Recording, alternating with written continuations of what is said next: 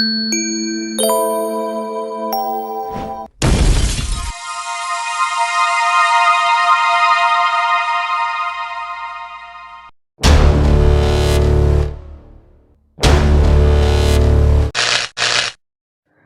Friends, मैं कुमार नीरज स्वागत करता हूं आपका आपके अपने यूट्यूब चैनल में। फ्रेंड्स, उम्मीद करता हूं कि आपने पिछला लेक्चर जरूर देखा होगा। जी हां, और मैं ये भी उम्मीद करता हूं कि आपका वो चैप्टर कंप्लीट हो गया होगा। कौन चैप्टर? Accounting equation. बिल्कुल, अगर नहीं हुआ है, किसी तरह की परेशानी उसमें रह गई है तो प्लीज़ कॉमेंट कर दीजिएगा वीडियो में, तो मैं और भी वीडियो उसका बना दूंगा। चलिए, मैं आज आपके लिए नया चैप्टर लाया हूँ। जी हाँ, कौन सा चैप्टर देख लीजिए ना, डबल एंट्री सिस्टम। जी हाँ, नाम सुने थे इससे पहले?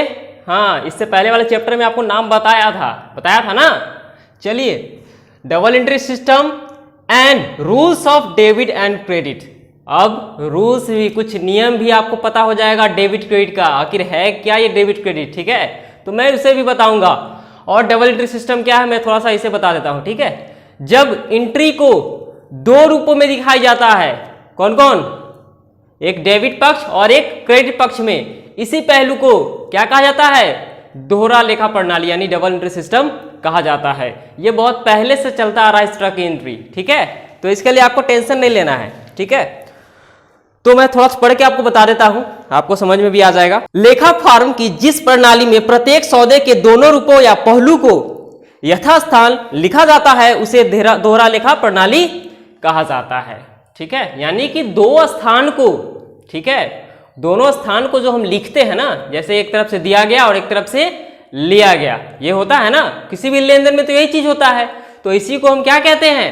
तो इसी को हम लोग कहते हैं डबल एंट्री सिस्टम। बिल्कुल, बहुत आसान है। जब दोनों पहलू को दिखाते हैं, किसी भी दुकानदार के यहाँ भी आप जाते हो तो यही चीज ना होता है, एक आदमी देता है, एक आदमी लेता है। ठीक है, तो आप हो सकता है पैसा दिए होंगे, वो आपको सामान दिया होगा, यही सब तो होता है। या फिर पैसे के बदला पैसा भी कभी कभी होता है, लोन के रूप में होता है, लेकिन ऐसे तो नहीं होता है ना। ठीक है ना, चलिए, ठीक है, कैरेक्टरिस्टिक इसका जान लीजिए आप। ठीक है, मैं थोड़ा सा पढ़ देता हूं, आप सुन लीजिएगा। ठीक है, तो ये कहता है कैरेक्टरिस्टिक में अपने कि प्रणाली का न्यायपूर्ण होना, मतलब सभी प्रणालियां अच्छी तरीके से लिखी गई हो। कहने का मतलब दोहरा लेखा प्रणाली न्यायपूर्ण है। ठीक है, ये मतलब सही चीज आपको बताता है, दर्शाता है, क्योंकि इसमें सभी सौदे या लेन देन के दोनों रूपों को लेखा किया जाता है।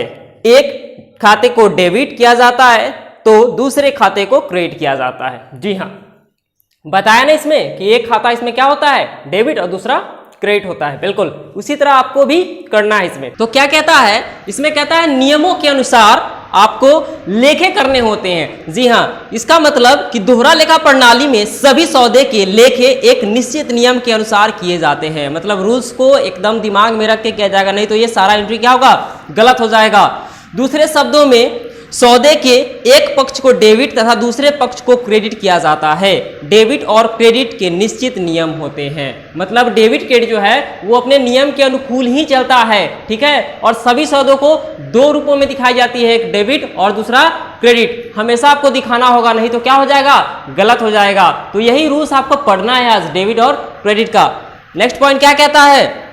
ये कहता है वैयक्तिक तथा अवैयक्तिक पहलू का लेखा करना, यानी कि दो पहलू का लेखा इसमें होगा। कौन सा पहलू है? मतलब हो सकता है वो किसी पर्सन के बारे में बस बोल रहा हो, या हो सकता है किसी सामग्री के बारे में बोल रहा होगा। ठीक है, तो इसीलिए इसमें कहा गया वैयक्तिक और तथा अवैयक्तिक पक्ष को इसमें दिखाई जाती है। ठीक है, कोई पर्सन होगा तो वैयक्तिक, और कोई पर्सन नहीं होगा, कोई वस्तु होगा, सामान होगा, सामग्री होगी, तो उसमें अवैयक्तिक हो। ठीक है, चलिए, तो इस चीज के बारे में कहता है, इसलिए इसमें कहा गया है कि एक सौदे के दोनों पक्ष वैयक्तिक हो सकते हैं तथा अथवा एक पक्ष वैयक्तिक और दूसरा पक्ष अवैयक्तिक हो सकता है। मतलब कि ये भी हो सकता है कि दोनों पक्ष वैयक्तिक ही हो, यानी कि देने वाला राम और लेने वाला श्याम, दोनों वैयक्तिक हो गया। ठीक है, या फिर ये हो सकता है कि राम होगा और एक तरफ से क्या होगा? कैश होगा या सामान होगा। ठीक है ना, ठीक है, चलिए, तो क्या कहता है इसमें? तो कहता है कि दोहरा लेखा प्रणाली में वैयक्तिक तथा अवैयक्तिक दोनों ही पक्षों का लेखा किया जाता है। इसलिए कार्टर का कथन है कि दोहरा लेखा प्रणाली का आशय वैयक्तिक तथा अवैयक्तिक दोनों ही प्रकार के सौदे, लेन देनों ठीक है, के लेखा करने से है, यानी कि जो भी लेन देन करते हैं इसका लेखा जो होता है ना दोनों रूप को दिखाते हैं, इसी लेखा को कहा गया है वैयक्तिक और वैयक्तिक, बिल्कुल ठीक है ना। चलिए नेक्स्ट पॉइंट क्या कहता है सुन लीजिएगा, अंकगणित संबंधित शुद्धता का ज्ञान, यानी कि ये बिल्कुल मैथमेटिक्स कैलकुलेशंस, इसका डिजिट जो होता है वो परफेक्ट आपको आएगा, इसमें कुछ भी गलत नहीं होगा, क्योंकि डेबिट क्रेडिट सही है तो वो सारा चीज सही करके रखेगा। किस हिसाब से? तो डेबिट क्रेडिट के हिसाब से। चलिए सुनिएगा, तो कहता है चूंकि सौदे का एक पक्ष डेबिट तथा दूसरा पक्ष क्रेडिट होता है, अतः डेबिट पक्ष का योग क्रेडिट पक्ष के योग के बराबर होता है। इस तुलना के अंक गणितीय शुद्धता का ज्ञान होता है। तलपट बनाकर अंकगणितीय शुद्धता की जांच की जा सकती है। वस्तुतः तलपट का निर्माण दोहरा लेखा प्रणाली की एक प्रमुख विशेषता है। मतलब कि डेबिट क्रेडिट पक्ष अगर आपका बराबर नहीं होगा ना तो कुछ भी बराबर नहीं होगा जी। तो डेबिट क्रेडिट पक्ष को आपको क्या करना होगा, यहाँ पे नियम के अनुसार बराबर करना होगा, तभी शुद्धता का ज्ञात होगा, नहीं तो सारा एंट्री क्या हो जाएगा, बिल्कुल गलत हो जाएगा, ठीक है ना। चलिए नेक्स्ट पॉइंट क्या कहता है, तो नेक्स्ट पॉइंट कहता है सभी खाते के दो भाग होते हैं, बाएं भाग को डेबिट पक्ष कहा जाता है और दाएं भाग को क्रेडिट पक्ष कहा जाता है। बिल्कुल, यानी कि कहा गया क्या आपको कि जो आपका बाएं भाग होगा ना वो डेबिट पक्ष कहलाएगा और जो दाएं भाग होगा ना वो क्या कहलाएगा, वो क्रेडिट पक्ष कहलाएगा, ठीक है, बिल्कुल समझ गया ना। तो वैसे ही लिखिएगा, क्योंकि हमेशा आप लिखना शुरू करते हैं तो लेफ्ट साइड से लिखते रहो, तो लेफ्ट साइड आपका डेबिट कहला जाता है और जब राइट में आइएगा तो क्या कहलाएगा, वो बिल्कुल क्रेडिट कहलाएगा, गलत नहीं कीजिएगा, ठीक है ना। चलिए अब आगे आपको बता देते हैं, ये तो बिल्कुल आपको दिख गया होगा सारा कुछ। आगे हम लोग चलते हैं, अकाउंट्स के रूपों की ओर बढ़ते हैं। ये कितने तरह के होते हैं, कितने भागों में इनको बांटा गया है, थोड़ा ये भी तो जान ले, ठीक है ना। तो ये जान लेते हैं हम लोग, क्योंकि पढ़े तो बहुत कुछ लेकिन थोड़ा सीखना भी जरूरी है, ठीक है ना। पढ़ के रट्टू नहीं बनिएगा, समझिएगा और ऐसा समझिएगा कि अगले बंदे को भी आप पढ़ा सके भविष्य में, ठीक है ना। भविष्य की आज भी पढ़ा सकते हैं आप। चलिए तो समझिएगा क्या है ये, आपको हम ट्रेडिशनल क्लासिफिकेशन पे बता देते हैं कि अकाउंट्स तीन तरह का होता है। बिल्कुल नाम जान लीजिए कौन कौन होता है। वो होता है पर्सनल अकाउंट, रियल अकाउंट और नॉमिनल अकाउंट। तीन अकाउंट किस व्यू से देखा गया है, ट्रेडिशनल व्यू से देखा गया है।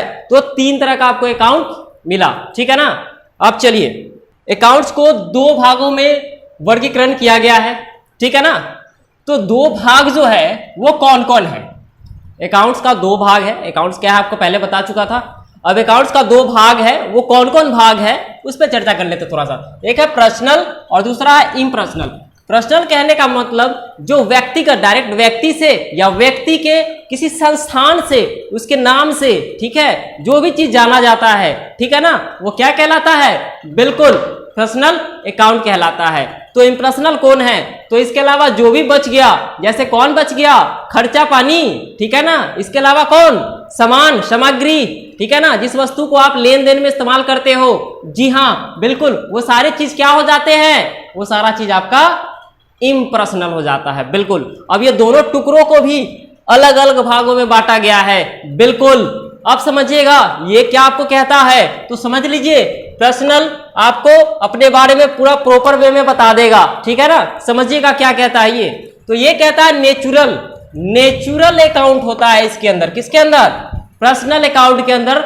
नेचुरल अकाउंट होता है। भाई ये कौन है, ये वही है जो फर्स्ट अटेम्प्ट अपना अकाउंट खोलता है या किसी बंदे का डायरेक्ट अकाउंट होता है उसमें। जैसे मेरा खाता बैंक में देखते हैं ना, बोले सुबोध का खाता हो गया, राम का खाता हो गया, श्याम का खाता हो गया, मोहन का खाता हो गया। ये सारे खाते क्या कहलाते हैं, बिल्कुल ये सारे खाते नेचुरल खाते कहलाते हैं, यानी नेचुरल अकाउंट कहलाता है, ठीक है ना। बिल्कुल चलिए नेचुरल अकाउंट आपको पता चल गया। अब दूसरा कौन है, आर्टिफिशियल। बिल्कुल ये आर्टिफिशियल कौन है भाई, तो ये वह खाता है जो हमारे द्वारा निर्माण किया गया है। अगर हम किसी चीज का निर्माण किए तो उसका खाता भी खोलते हैं। जैसे कि क्या, जैसे कि हम कोई अपना कंपनी खोलें, कोई दुकान खोले, ठीक है, तो उसका खाता क्या किए, अलग बनाएं उस दुकान के नाम का। जी हाँ बिल्कुल, तो हमारे द्वारा जो सेकेंडरी अकाउंट जो भी खोली जाती है, जी हाँ, वो सारे खाते क्या कहलाते हैं? आर्टिफिशियल। हम नेचुरल है और हम जो बना दिए वो क्या हो गया? आर्टिफिशियल हो गया सर जी। बिल्कुल समझ में आ रहा है ना, आसान है ना। चलिए अब नेक्स्ट कौन है? अब है रिप्रेजेंटेटिव अकाउंट। ये क्या कहता है? कुछ खाते जो व्यक्तियों के खाते को दर्शाता है। किस तरह के खाते को?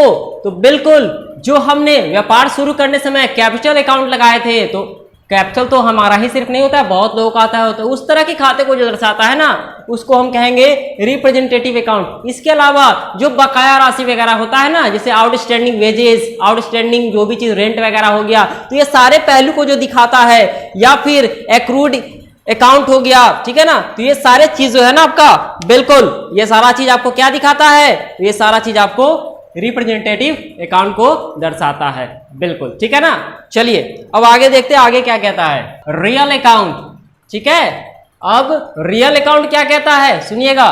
तो रियल अकाउंट कहता है जिस वस्तु को हम बिल्कुल देख छू सकते हैं ना, देख छू सकते हैं, बिल्कुल वो क्या कहलाता है? रियल अकाउंट कहलाता है। लेकिन अकाउंट में दो पहलू है कि एक देख भी सकते हैं, दूसरा एक नहीं भी देख सकते हैं। बिल्कुल, तो हम कह सकते हैं रियल अकाउंट को जो संपत्ति को दर्शाता है ना, किसको? संपत्ति को दर्शाता है, उसी को क्या कहते हैं? रियल अकाउंट कहते हैं। जैसे कौन है संपत्ति? बिल्कुल लैंड, बिल्डिंग, फर्नीचर। जी हाँ, ये सारा क्या है? एसेट्स है आपका। बिल्कुल पढ़े थे ना फॉर्मूला में पहले भी। चलिए तो ये तो जान गए किसको दर्शाता है। अब ये दो पहलू कौन है भाई जिसको ये दर्शा रहा है? तो आपको पहले भी बताए थे कि टेंजिबल और इनटेंजिबल क्या है, क्या है आपको पता है ना। बिल्कुल, अगर पहले से पता है तो प्लीज कमेंट कीजिएगा कि पहले से पता था आपको। टेंजिबल वह वस्तु है जिसको हम देख छू सकते हैं, बिल्कुल ठीक है ना। जैसे कौन? अपना बिल्डिंग, अपना लैंड, ठीक है ना, अपना फैन, अपना मशीन, अपना कंप्यूटर, अपना मोबाइल, सारा क्या है? बिल्कुल ये सारा क्या है? टेंजिबल एसेट्स है। जी हाँ, अब बात आ गई आपकी इनटेंजिबल एसेट्स की। इसका निर्माण कैसे हुआ भाई? तो बिल्कुल जब टेंजिबल का निर्माण करते करते, जी हाँ, आप किसी एक बेहतरीन निर्णय पे पहुंचते हैं। जी हाँ, जब आपका नाम काफी ज्यादा फेमस हो जाता है। कब?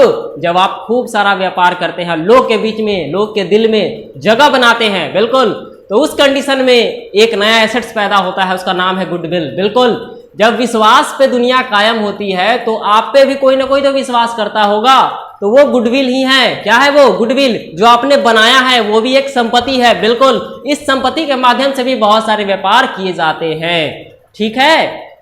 तो इस गुडविल को समझिए। गुडविल आपका क्या है? इंटेंजिबल एसेट्स है, जो आपके स्वाभिमान, अधिकार और रिस्पेक्ट को दर्शाता है। इसके अलावा और भी है, जैसे ट्रेडमार्क है, कॉपीराइट है, सॉफ्टवेयर है, ये सारे क्या कहलाते हैं? ये सारे इंटेंजिबल एसेट्स कहलाते हैं, जिसको हम क्या कर सकते हैं? देख छू नहीं सकते हैं। बिल्कुल ठीक है ना। चलिए अब ये दो पहलू को आप जान गए, दोनों पहलू में कोई दिक्कत तो हुआ नहीं, ठीक है। अब है नेक्स्ट नॉमिनल अकाउंट। भाई ये क्या है? तो ये वही खाता है जो आय व्यय को दर्शाता है। किसको? आय व्यय। बिल्कुल, एक्सपेंस को और इनकम को दर्शाता है, माने कि खर्चा आना, खर्चा का जाना। बिल्कुल, दोनों कंडीशन में हो सकता है कि आपके ऊपर कोई खर्चा कर रहा है, कभी आप किसी के ऊपर क्या किए? खर्चा किए हैं। दोनों पहलू होता है ना। चलिए, तो उसी खर्चा को, उसी नॉमिनल को ये दर्शाता है। जैसे कौन है? तो यही तो है, रेंट, सैलरी, ये सारा चीज क्या है? बिल्कुल ये सारा चीज आपका नॉमिनल अकाउंट है। तो ये आपके खर्चा को दर्शाता है। बिल्कुल, किस किस रूप में? तो दो रूप में, एक्सपेंस यानी लॉस के रूप में दर्शा सकता है, यानी खर्च के रूप में जो आप पैसा कहीं लगाते हो, ठीक है ना, खर्च करते हो, या फिर इनकम, जब पैसा आपके पास आता है, ठीक है, आपको प्राप्ति होती है इस चीज की। बिल्कुल, तो वो क्या कहलाता है? तो वो इनकम कहलाता है, ठीक है। तो नॉमिनल का दो पहलू था, समझ गए। इसलिए ये तीन अकाउंट का नाम तो बिल्कुल जानिएगा। कौन? पहला पर्सनल अकाउंट, दूसरा रियल अकाउंट, तीसरा नॉमिनल अकाउंट। पर्सनल मतलब व्यक्तिगत खाता, रियल मतलब वास्तविक खाता जिसका अस्तित्व होता है, तीसरा नॉमिनल अकाउंट मतलब नाम मात्र खाता। जी हाँ, जो सभी खर्चे को दर्शाता है। बिल्कुल, तो खर्चा जो एक्सपेंस अकाउंट होता है ना, जो भी मतलब वो अकाउंट पेड भी होता है और रिसीव भी होता है, उसका दोनों पहलू होता है। बिल्कुल ठीक है ना। चलिए, तो ये समझ गए होंगे। आगे बताता हूं कुछ, ठीक है। चलिए आगे ले चलता हूं आपको। आगे क्या कहता है, आगे मैं कुछ आपको ऑप्शन बता देता हूं किस चीज का। बिल्कुल, एग्जांपल किस चीज का, पर्सनल अकाउंट का, रियल अकाउंट का और नॉमिनल अकाउंट का। आपको डिस्प्ले पे दिख रहा होगा, मैं आपको बता रहा हूं, ठीक है। सुनिएगा, तो पर्सनल अकाउंट कौन कौन है, तो कैपिटल यानी पूंजी पर्सनल अकाउंट है, Ram's account, Sita account, bank overdraft, partners account, debtor account, creditor account, ये सारे तरह के अकाउंट क्या कहलाते हैं, पर्सनल अकाउंट कहलाते हैं। बिल्कुल, इसके अलावा accrued income, unaccrued income, prepaid expense, outstanding expense, outstanding interest, prepaid interest, outstanding commission, prepaid commission, sale tax payable, reserve account, capital reserve, security premium और provision for bad and doubtful debts. मतलब ये सारे क्या कहलाएंगे आपको, बिल्कुल ये सारे कहलाएंगे आपको पर्सनल अकाउंट, ठीक है। अब आपको बता देते हैं रियल अकाउंट कौन कौन है। नाम याद कर लीजिएगा, अगर नाम याद कर लीजिएगा ना तो बिल्कुल आसान हो जाएगा आपके लिए ये जानना कि कौन चीज कौन सा अकाउंट कहलाता है। बिल्कुल, नाम से आपको पता हो जाएगा कौन सा अकाउंट कहलाता है। जब खर्च का बात करेगा जिसमें एक्सपेंस का लगेगी आपको थोड़ा भी जिक्र है तो बिल्कुल वो नॉमिनल अकाउंट हो जाता है। जब संपत्ति की बात करें जिसको आप देख छू सकते हैं वो कौन कहा जाता है, वो रियल कहला जाता है। और जो डायरेक्ट पर्सन या दुकान के नाम को बताता है, जताता है, वो सारा अकाउंट क्या कहलाता है, बिल्कुल पर्सनल अकाउंट कहलाता है, ठीक है ना। चलिए, अब रियल अकाउंट क्या है समझ लीजिएगा।